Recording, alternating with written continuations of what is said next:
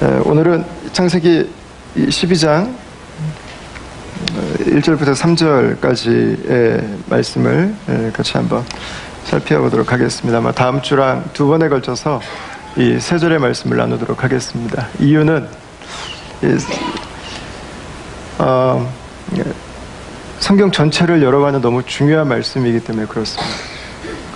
성경 전체를 여는 흘로가 되는 말씀입니다. 심지어 어떤 학자는 예수 그리스도까지 이 아브라함 언약의 성취를 위해서 이 땅에 오셨다고 이야기를 할 정도로 오늘 우리가 읽은 세 절 말씀은 그냥 지나칠 수 있는 말씀이 아닙니다. 이 세 절의 언약은 하나님께서 역사 속에서 무슨 일을 하고 계시는지를 우리에게 보여주시는 말씀이고요, 하나님께서 앞으로 당신의 계획을 어떻게 가지고 계시는지를 그분의 백성들에게 미리 열어주시는 DNA와 같은 말씀입니다. 그래서 이 말씀들을 더 긴 시간을 나누면 좋겠지만, 또 저희가 아브라함이 앞으로도 오래 살기 때문에 또 저희가 이거를 너무 여기서 오래 가면은 안 될 것 같고요. 그래서 이번 주와 다음 주 두 번에 걸쳐서 이 말씀이 어떤 의미를 담고 있는지 좀 나눌 수 있도록 그렇게 하겠습니다.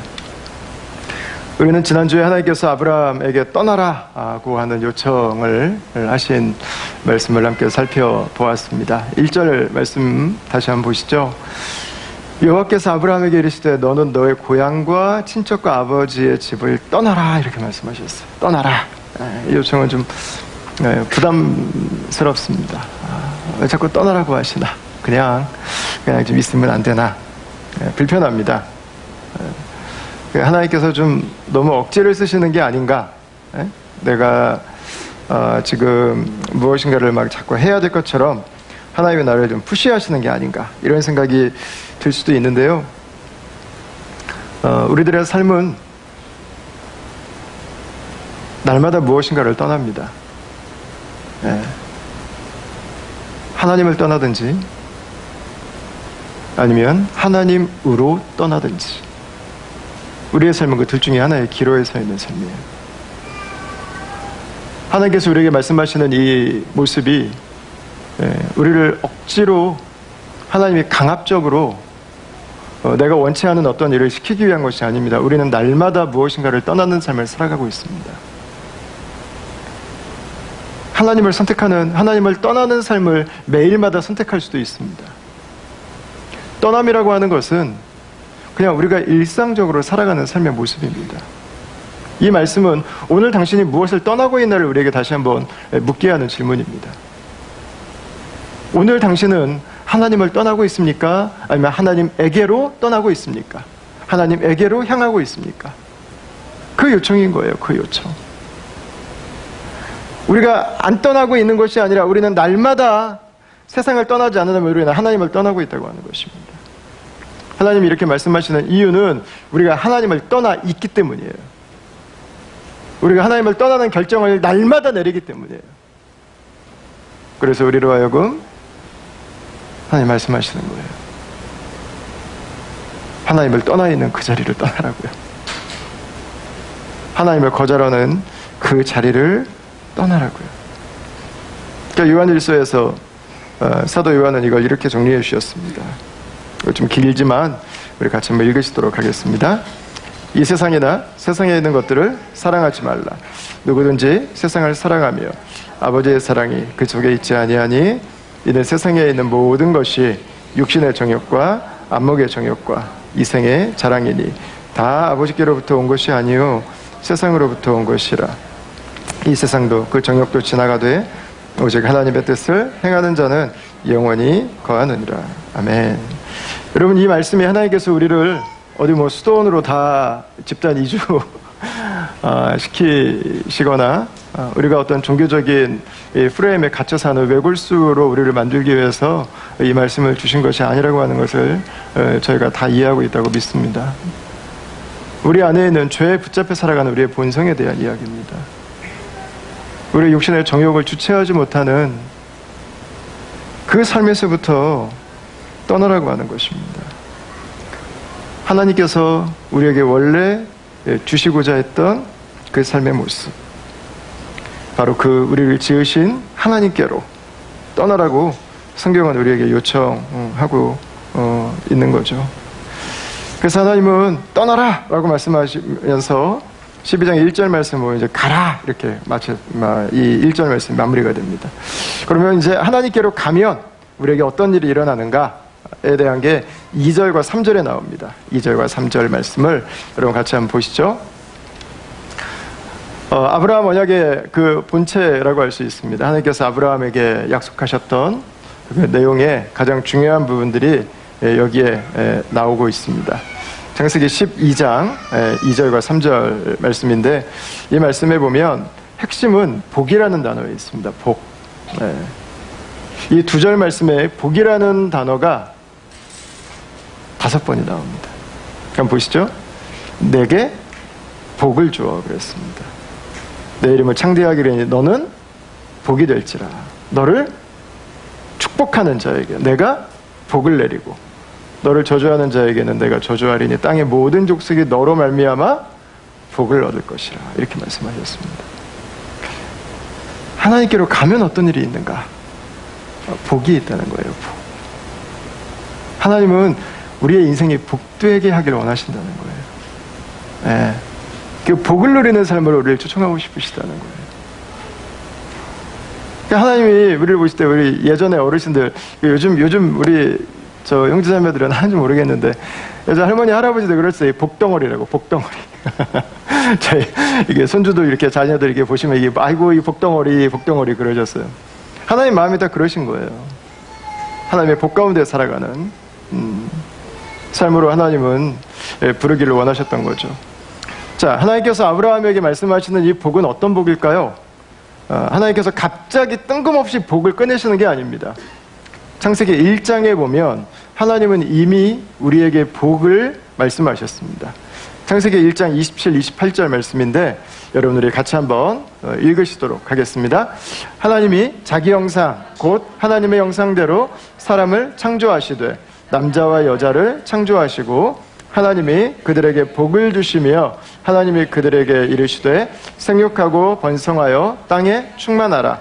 땅을 정복하라.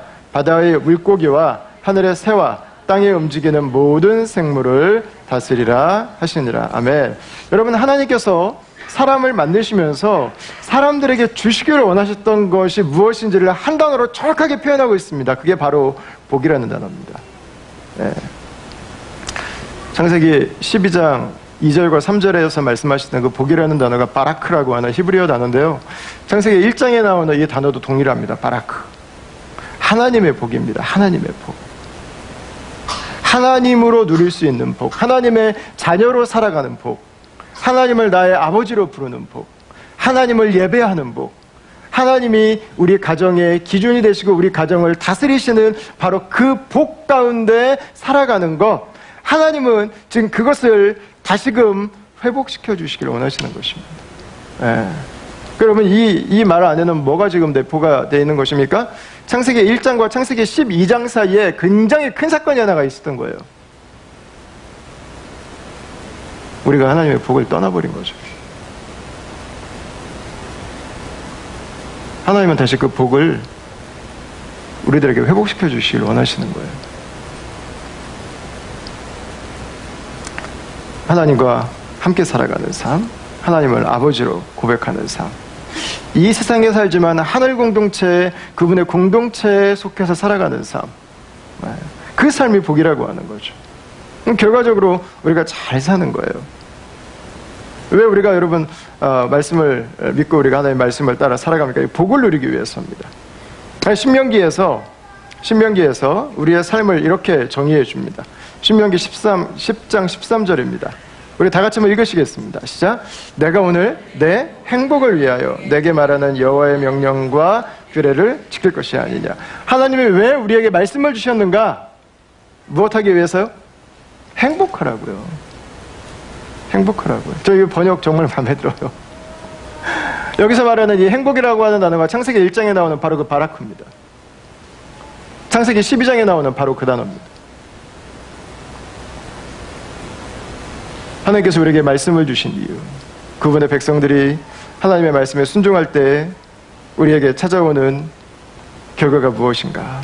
여러분, 바로 행복이라고 하는 거예요. 행복하게 되는 거.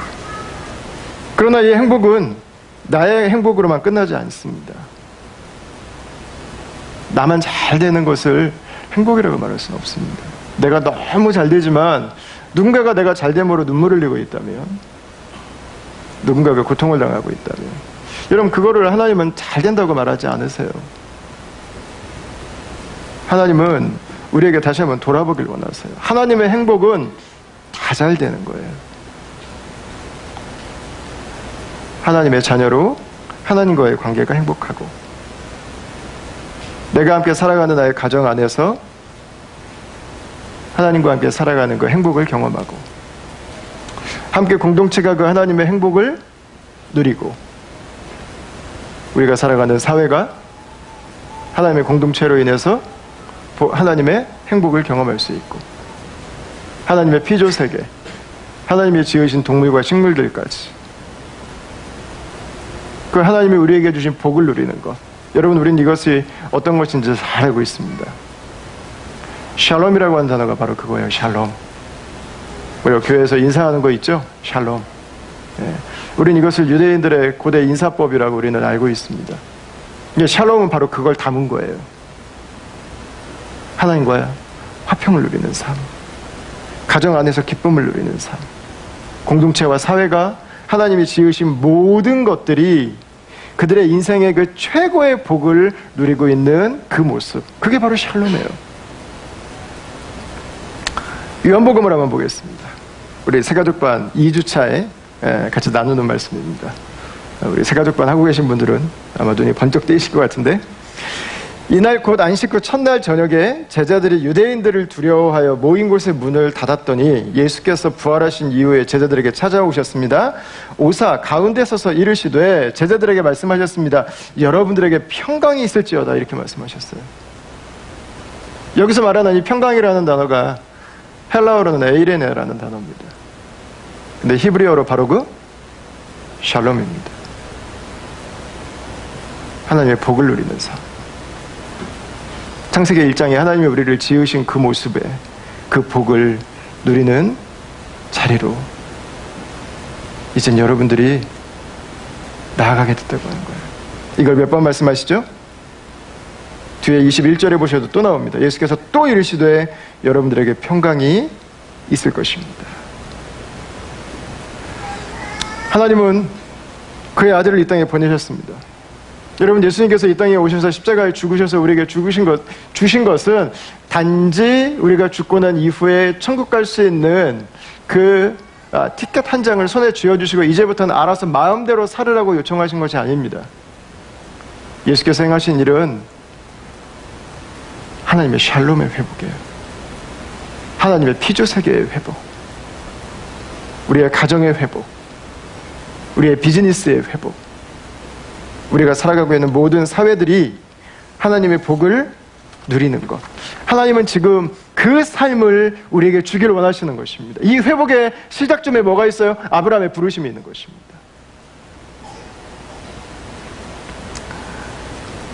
마태복음에서 우리가 잘 알고 있는 산상수훈의 팔복이 있습니다. 팔복. 마태복음에서 말하는 바로 그 복이 창세기에서 말하는 바로 그 복입니다. 다시 하나님 앞으로, 다시 그 하늘 공동체의 한 사람으로, 다시 그분의 사랑받고 존중받는 아들과 딸로, 다시 그분의 마음을 가지고 이 세상을 섬기는 축복자로, 다시 하나님이 통치하고 다스리시는 그 나라를 섬기는 청지기로, 다시 하나님과 함께 살아가는 삶. 그게 심령이 가난한 자에게 예수님께서 주신 바로 그 삶이었던 거죠. 신명기 33장 말씀입니다. 우리 같이 한번 읽어보시도록 하겠습니다. 이스라엘이여, 너는 행복한 사람이로다. 여호와의 구원을 너같이 얻은 백성이 누구냐? 그는 너를 돕는 방패시요 내 영광의 칼이시로다. 아멘. 여러분, 여호와의 구원이 무엇이냐? 여호와의 구원은 하나님으로 인해서 만족함을 누리는 것입니다. 행복한 삶을 살아가는 것입니다. 단지 나만 잘 되는 것이 아니라 하나님이 지으신 모든 것들이 잘 되는 곳으로 나아가는 것입니다. 이 세상이 회복을 향해 나아가는 것입니다. 역사가 회복을 향해 나아가는 것입니다. 설사 우리의 삶에 내가 원하는 것을 얻지 못하는 때가 있고 내가 당연히 가지고 있어야 되는 것을 잃을 때가 있습니다. 그러나 그곳에서 마저도 그분의 백성들은 행복할 수 있는 사람들이죠. 그분의 백성들은 만족을 할 수 있는 사람들이죠. 하나님 그분이 나와 함께 계시기 때문이죠. 여러분, 그래서 똑같이 교회를 나오지만 종교로 기독교를 선택한 분들이 계세요.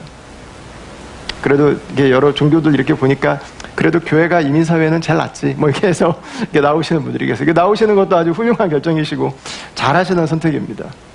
그런데 하나님의 자녀가 된 사람과 종교로 기독교를 선택해서 교회에 나오시는 분들은 다릅니다. 얼굴이 다릅니다. 행복 써 있습니다. 아니, 이분은 웃을 수 있는 상황이 아니신데 웃습니다. 이분은 섬길 수 있는 상황이 아닌데 섬기세요. 거짓말 같아요. 거짓말 같아요. 하나님의 자녀의 품위가 있고요. 되는 대로 살지 않습니다. 어둠의 먹구름이 밀려와도 두려워하지 않습니다. 여러분, 하나님은 그분의 백성들이 다시 하나님의 복의 자리로, 다시 하나님의 자녀의 자리로, 다시 하나님이 우리에게 주시기를 원하셨던 그 샬롬의 삶을 살아가는 것을 마음에 결정하신 것 같아요. 결단하신 것 같아요. 그래서 오늘 우리가 읽은 이 1절부터 3절까지의 말씀을 보면요, 하나님께서 당신의 의지가 얼마나 정확한지를 이렇게 보여주시는데 7개의 I will로 시작하는 문장들이 기록이 됩니다. I will. 하나님께서 반드시 이 복을 누리도록 하기 위해서 하나님이 반드시 하실 일을 7개의 그 I will이라고 하는 센텐스로 기록을 합니다. 첫 번째가 1절에 나옵니다. 다시 한번 1절 한번 보실까요? 여호와께서 아브라함에게 이르시되 너는 너의 고향과 친척과 아버지의 집을 떠나 내가 내게 보여줄 땅으로 가라. 그랬어. 땅으로 가라. I will show you. 땅을 보여줄 것이다. 이렇게 말씀하셨어요. 저는 우리가 보통 이 신의 한 수라는 표현을 쓰는데 저는 하나님께서 아브라함에게 첫 번째 I will로 저는 땅을 말씀하신 게 저는 정말 신의 한 수라고 저는 믿어요. 땅 싫어하는 분 계세요? 혹시 우리 중에? 땅 싫어하는 분 계세요? 예. 누가 땅 준다고 그러면 아우 저는 징그러워서 싫어요. 뭐 그런 분 계세요? 예. 없잖아요. 우리 땅이면 인생도 걸잖아요. 그건 내 평생 모기지 갚는데 여러분 다 쏟아버리잖아요. 그냥. 땅은 중요해요. 여러분 특히나 이민자들에게 땅은 생명처럼 중요해요. 왜냐하면 이민자들은 어느 이민자나 관계없이 미래에 대한 불안이 엄습해 있는 사람들이에요. 미래를 개런티할 수가 없어요. 그냥 마음이 안정되지가 않아요. 우리가 이 사람 말 들으면 아 이건가 싶고 저 사람 말 들으면 저런가 싶은 그런 분들을 우리가 가볍게 하는 말 중에 펄럭교라는 표현을 쓰는데 이민자들은 절반은 펄럭거리는 마음이 있어요. 안정이 안 돼요. 안정이 안 돼. 여러분 안정의 첫 번째는 뭐예요? 땅이에요. 땅. 내가 머물 수 있는 땅이 있다고 하는 것. 아브라함이 가지고 있는 인간적인 두려움과 불안을 일소에 날려버려. 일소에 날려버려.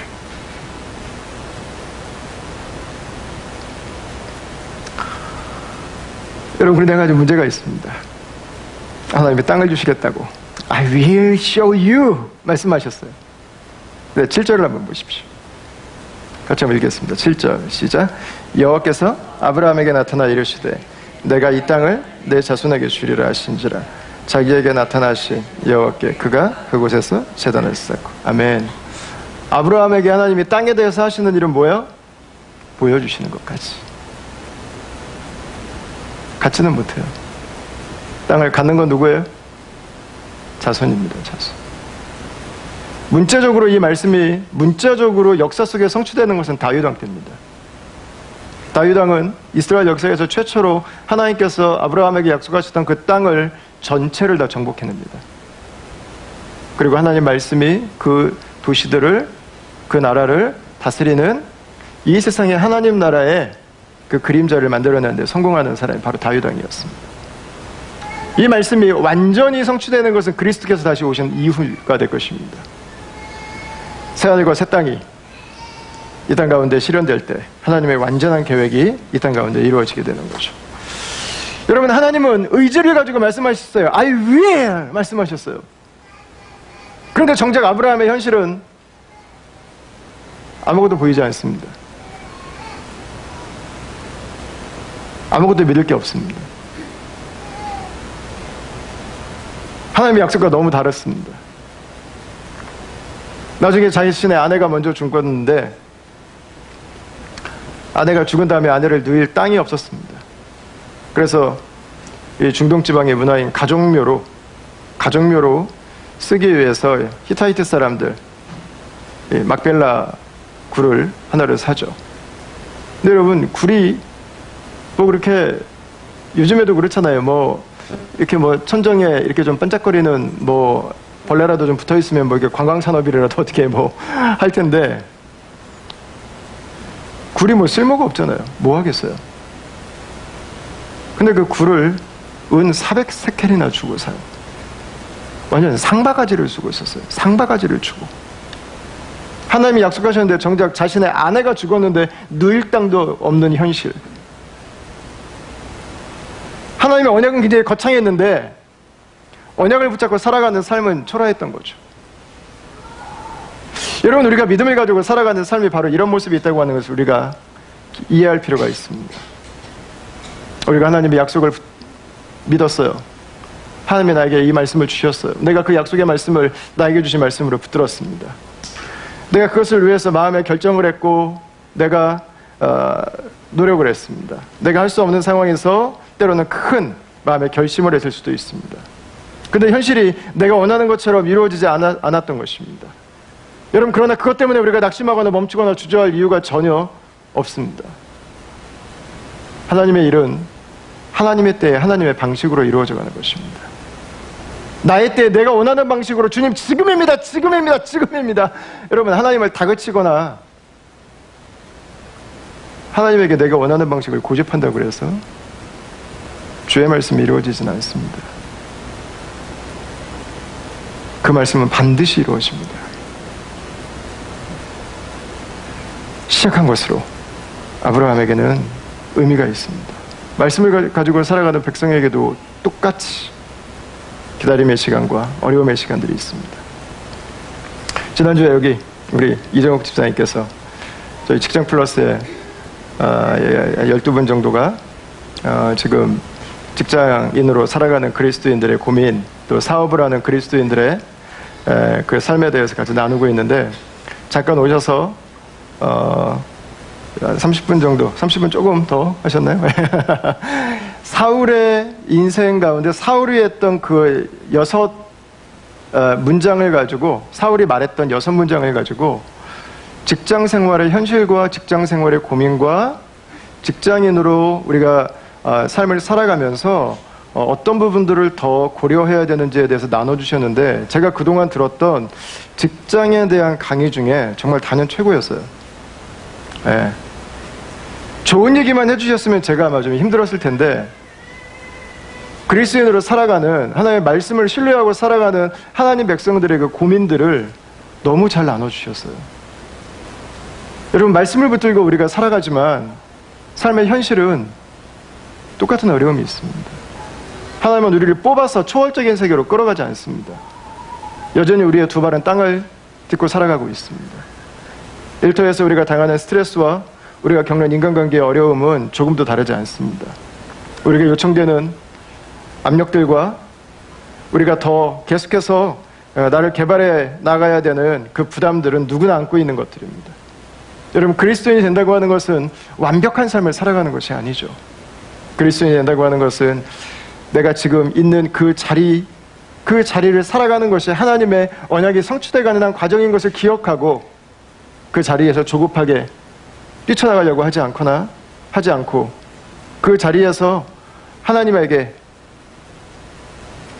무엇인가 다른 것을 당장 내놓으라고 쪼르는 것이 아니라 하나님의 말씀을 붙들고 그 자리를 하나님의 눈으로 바라보고 여전히 오늘 하루도 섬겨가는 거죠. 여러분, 역사는 바로 거기에서부터 일어나게 되는 거죠. 우리의 모든 삶이 여러분 그런 것 같습니다. 삶은 좋을 때도 있고 어려울 때도 있습니다. 제가 지난주에 예배 마치고 여러분들에게 메시지에 대한 격려를 받았어요. 한 분은 문자로, 한 분은 전화로, 한 분은 카톡으로 저에게 지난주에 말씀 듣고 너무 격려를 많이 받았다고 하는 이야기를 해주셔가지고 정말 격려가 많이 됐어요. 여러분, 목사도 격려가 필요해요. 좀 좀 알아주셔야 돼요. 가끔씩은. 근데 제가 화요일 날인가 수요일 날 제가 했던 설교를 다시 한번 모니터링하고 싶어가지고 제가 페이스북에 올라가 있는 아니죠, 페이스북이 아니라 어디죠? 유튜브에 유튜브에 올라가 있는 제 설교를 다시 켰는데 설교를 듣기 전에 밑에를 보고 너무 놀랐어요. 이게 표시하는 거 있잖아요. 뭐 좋아요와 아니요가 있잖아요. 좋아요는 하나도 없고요, 아니요가 하나 있는 거예요. 제가 생각, 누구지? 제가 한번 눌러봤어요. 그래도 누군지 안 나오더라고요.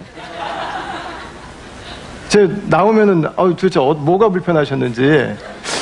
그죠? 아무리 제가 들어도, 혹시 나중에, 제가, 이 마지막에 나누었던 부분이 혹시 한국 분들의 지금 정서상 좀 동의가 안 되실 수도 있겠다. 이제 어쨌든 결론은 내렸는데. 여러분, 그렇죠? 그렇다고 그래서 제가 요거 하나 때문에, 이 말씀을 또 준비를 또 안 할 수는 없잖아요, 또 이거. 예, 이것도 준비했는데, 이거 열심히 준비했는데, 이것도 이렇게 또 해주시면 이거 어떻게 하나. 여러분, 이것 때문에 안 할 수는 없는 거잖아요. 예, 우리 방탄소년단이 부르는 노래 중에 그런 노래가 있죠. 뭐 꽃길만 걷자. 뭐 이런 거는 없다고 하는 그런 노래가 있어요. 여러분, 꽃길은 죽어서 상여 나갈 때, 시신 나갈 때 꽃 깔아주는 거고, 지상에는 꽃길이 없어요. 지상에는. 꽃길도 있고 가시길도 있죠. 믿음의 길은 가시길을 안고 가는 거예요. 그 뒤에 있는 기쁨의 길이 있기 때문에, 소망의 길이 있기 때문에. 여러분, 그걸 견딜 수 있는 힘이 뭐예요? 말씀을 붙잡는 거예요. 말씀을 붙드는 거. 그 언약을 붙잡고 살아가는 거예요. 그 이집트에서 피라미드 만드는 다큐멘터리를 보니까는요, 그 어마어마한 돌들을 어떻게 다 잘랐을까? 돌산을 석수생이들이 이걸 어떻게 했을까 하는데 돌 자르는 방법이 나오더라고요. 석수생이들이 망치하고 이 정을 가지고 큰 돌에 결이 나 있는데, 저는 아무리 봐도 모르겠던데 전문가들은 그 결이 보인답니다. 그 결을 따라서 홈을 파고요, 거기다가 막대기를 꽂아요. 이만큼 두꺼운 막대기들을 꽂아요. 그리고 나서 며칠이고 물을 한 방울씩 계속 떨어뜨려요. 그리고 나무가 불어가지고요, 어느 순간 그 거대한 바위가 쪽 소리가 나면서 이게 깨져버리더라고요. 여러분, 소방차 몇십 대 가지고 와서 물 뿌려야 된다고 그 돌이 갈라지지 않습니다.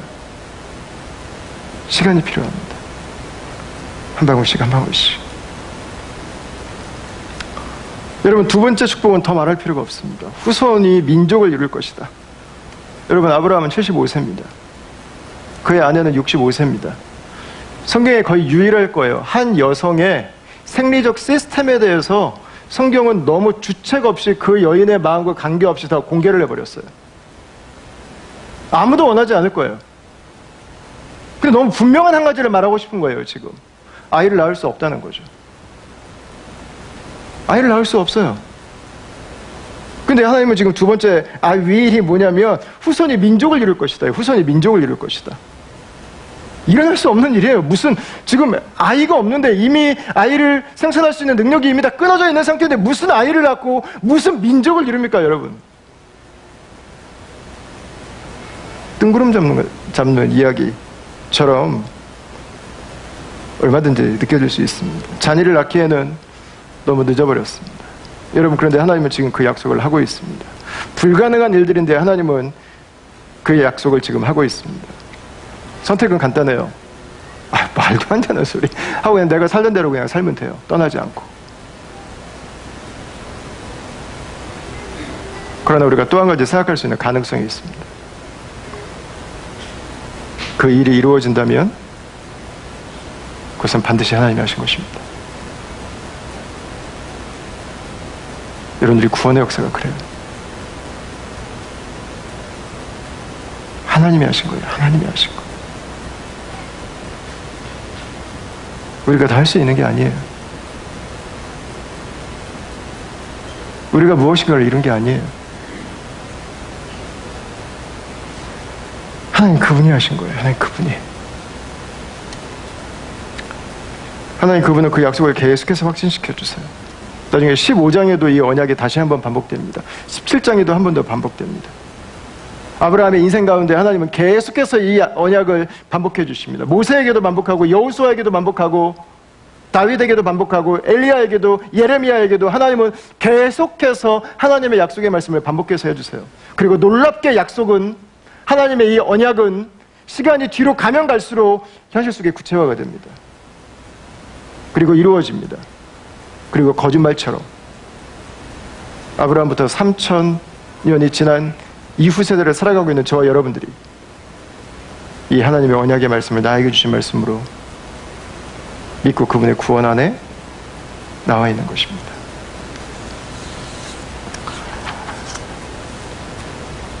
여러분, 하나님이 지금 뭐하고 계실까요?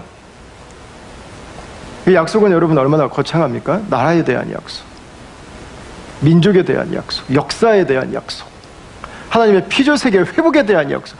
이 약속은 기가 막히게 거창한데 하나님이 지금 하시는 일은 자녀를 낳을 수도 없고 무엇인가 새로운 일을 시작하기에는 너무 나이가 들었고 군사력이 있는 것도 아니고 자신이 무엇인가를 하기에는 너무 연약한 두 노인 부부를 하나님 부르고 계신 것입니다. 그리고 이 두 노인을 통해서 하나님은 이 거대한 언약을 지금 약속하고 있는 것입니다. 여러분, 하나님 지금 뭐하고 계신 거예요? 지금 뭐하고 계신 거예요? 이것을 이야기해서 우리가 창세기 1장부터 11장을 좀 잠시 좀 봐야 될 필요가 있습니다. 창세기 1장과 2장에서 하나님께서는 이 세상을 당신의 선한 목적을 가지고 그 하늘 공동체의 축복이 이 세상에도 이루어지는 그 하나님의 비전을 가지고 하나님의 세상을 창조하는 모습을 보여주고 있습니다. 근데 창세기 3장에서 죄가 들어옵니다. 하나님이 지으신 모든 것을 깡그리 다 망쳐버립니다. 잘 가꿔놓은 정원을 멧돼지가 들어와서 다 헤집어놓은 것처럼 인간성이 깨지고 원수가 되고 그룹으로 나뉘고 파괴되기 시작합니다. 여러분, 창세기 3장은 세상의 문제의 원인이 어디 있는지를 보여줘요. 지금 세상에 어떤 일이 일어나서 세상이 지금 이 모습인지를 보여주고 있는 것입니다. 하나님은 그 가운데서도 한 사람 한 사람에게 은혜를 베푸셔서 그들을 구원하세요. 그들에게 하나님의 일에 동참할 수 있는 특권을 주세요. 그런데 놀랍게 10장과 11장으로 가면 하나님의 구원의 역사, 하나님의 은혜가 전혀 보이지 않습니다. 그게 바벨탑 사건입니다. 하나님이 없어요. 인간만 있어요. 사람만 있어요. 죄에 붙들려 있는 사람만 남았을 때 어떤 일들이 일어나는가? 대표적으로 11장 4절 말씀을 한번 읽어보겠습니다. 창세기 11장 4절입니다. 다 같이 한번 읽겠습니다. 시작. 또 말하되 자, 성읍과 탑을 건설하여 그 탑 꼭대기를 하늘에 닿게 하여 우리 이름을 내고 온 지면에 흩어짐을 면하자 하였더니. 아멘. 이 한 절 말씀에 하나님이 다스리시지 않는, 하나님의 은혜가 없을 때 인간 세상에 벌어지는 일이 무엇인지를 아주 잘 압축했다고 저는 믿습니다. 첫 번째, 자신의 이름을 내고 싶어 합니다. 중요한 것은 내 이름이 나야 되는 것입니다. 내 옆 사람 이름이 나면 안 됩니다. 내 이름이 나야 됩니다. 원래 우리 지음받은 모습은 하나님의 이름을 높여드리는 것입니다. 그분의 이름을 찬양하는 것입니다. 그분의 영광을 드러내는 백성들입니다. 하나님이 없으니까 그게 자기에게 투영이 됐어요. 내가 높아져야 됩니다. 두 번째, 지면에 흩어짐을 면하고 싶어 합니다. 모여야 돼요. 모여야 돼. 더 많은 사람들에게 내 이름이 드러나야 됩니다. 더 많은 사람들이 모이면 더 큰 힘을 갖게 됩니다. 더 많은 사람들이 모이면 더 많은 자원이 있습니다. 더 많은 사람들이 모이면 더 많은 파워를 가질 수 있습니다. 그 많은 사람들을 나를 위해서, 그 많은 사람들이 열심히 일한 것들로 내가 더 많은 것들을 갖는 구조. 하나님 뭐라고 말씀하세요? 흩어지라고 말씀하세요. 섬기라고 말씀하세요. 하나님의 축복이 모든 곳에 임할 수 있도록 하나님은 가라고 말씀하세요. 그런데 사람들은 그 말씀을 거절합니다. 나의 나라를 만들고 싶어 합니다. 더 크게. 나의 제국을 완성하고 싶어 합니다. 내 이름이 빛나는. 그 야망이 어디까지 가요? 온 지면에. 모든 세상을 다 내가 갖고 싶은 거죠. 내가 더 편하게, 내가 더 즐겁게, 내가 더 기쁘게. 고통당하는 사람들이, 고통당하는 동식물들이, 파괴돼가는 환경이 별로 중요하지 않아요. 나만 잘 되면 돼요. 여러분, 이것이 하나님 역사하시지 않을 때 인간들의 모습이죠. 우리가 예수님을 믿기 시작할 때나 우리가 믿음이 없을 때 항상 하나님에 대해서 갖는 질문이 하나가 있습니다. 저도 가장 많이 듣는 질문입니다. 제가 1대1을 하면 거의 100% 이 질문은 나와요. 세상은 이렇게 악한 일들이 많은데 하나님 어디 계시냐는 거예요. 하나님 지금 뭐하고 계시냐는 거예요. 아니, 어떻게 이런 사람이 구원을 받을, 어떻게 이런 사람이 교회를 다닐 수 있고,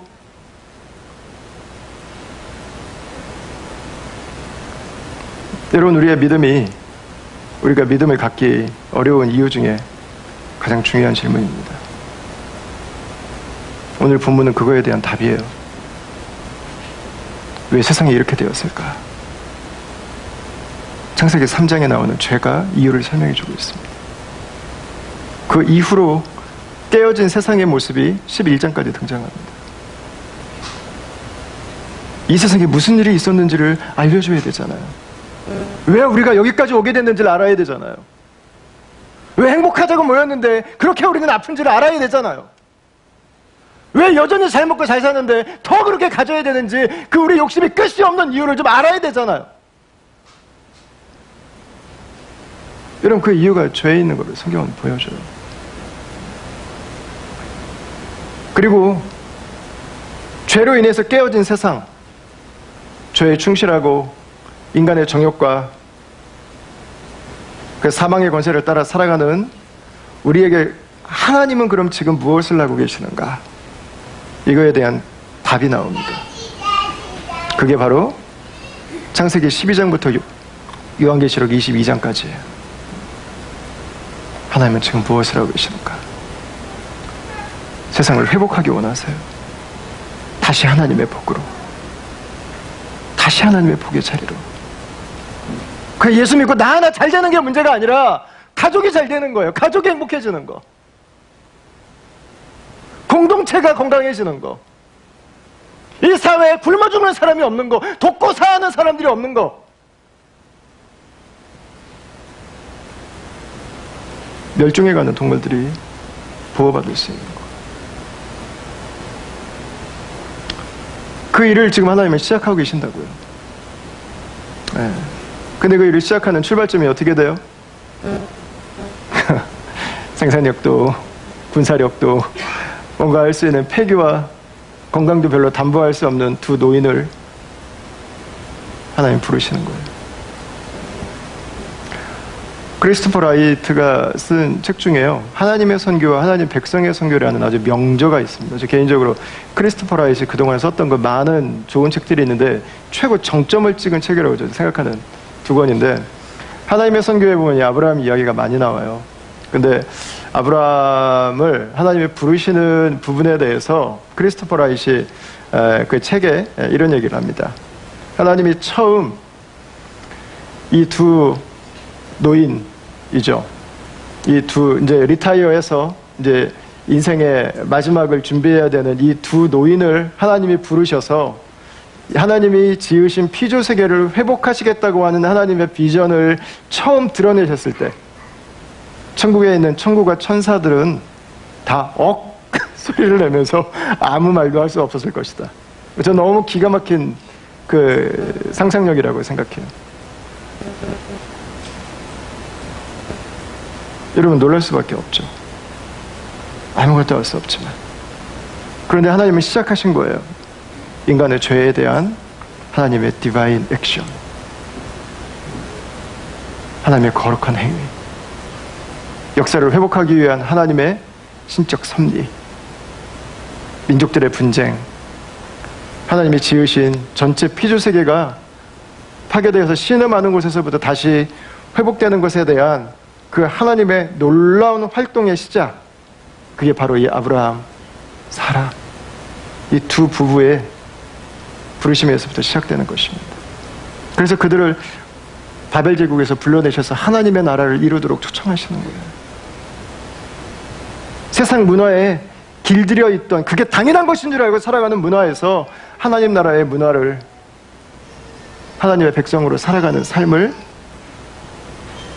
배우고 이 세상에까지 하나님의 구원 역사를 연결시키는 후세의 축복이 되는 첫 번째 사람으로 아브라함을 부르고 있는 것입니다. 여러분, 십자가의 정신도 여기에 맞닿아 있어요. 너무 나약해요. 너무 부족해 보여요. 어떻게 그걸 믿어요? 그러나 하나님이 이루셨어요. 하나님이 역사하신 거죠. 오늘 이 말씀을 마무리하면서 짧게 3가지 정도의 적용점으로 여러분들과 나누고 오늘 말씀을 마무리했으면 좋겠습니다. 첫 번째는 아브라함에게 말씀하신 이 하나님은 나에게도 말씀하신다고 하는 것입니다. 하나님의 음성을 듣고 싶습니다라고 얘기하시는 분들이 종종 계십니다.